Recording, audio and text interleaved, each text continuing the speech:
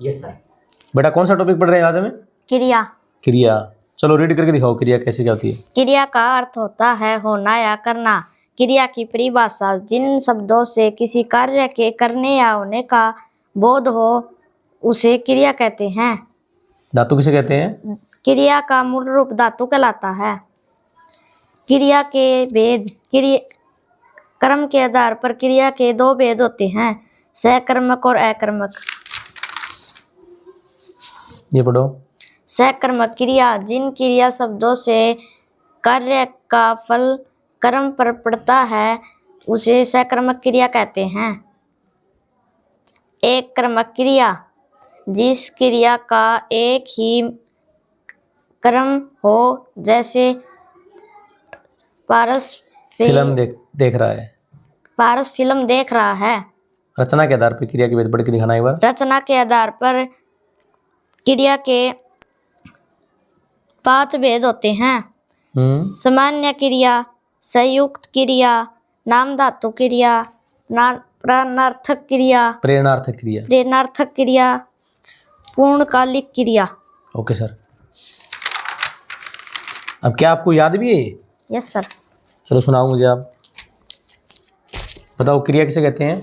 क्रिया जिन शब्दों से किसी कार्य के करने या होने का बोध हो उसे क्रिया कहते हैं। क्रिया के कितने भेद होते हैं? क्रिया के कर्म के आधार पर क्रिया के 2 भेद होते हैं। कौन कौन से? सकर्मक और अकर्मक। अकर्मक क्रिया क्या होती है?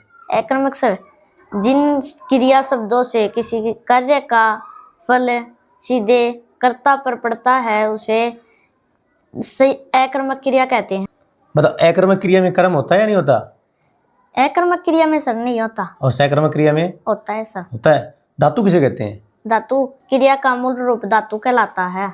पढ़ना धातु है या क्रिया है? पढ़ना सर क्रिया। पढ़ना। तो इसको धातु कैसे बनाएंगे? ना हटा देंगे सर तो धातु बन जाएगा। तो पढ़ना शब्द के अंदर धातु कौन सी है? पढ़ना। और लिखना शब्द क्या है?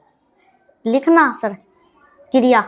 क्रिया। और लिखना को धातु बनाएंगे तो लिख। तो आपको क्रिया और धातु के बारे में दोनों में अंतर पता लग गया आपको क्या होता है? तो हम ये बताएंगे कि इस रचना के आधार पर क्रिया कितने भेद होते हैं? रचना के आधार पर क्रिया के 5 भेद होते हैं। नाम बता कौन कौन से होते हैं? सामान्य क्रिया, संयुक्त क्रिया, नाम धातु क्रिया, प्रेरणार्थक क्रिया, पूर्णकालिक क्रिया।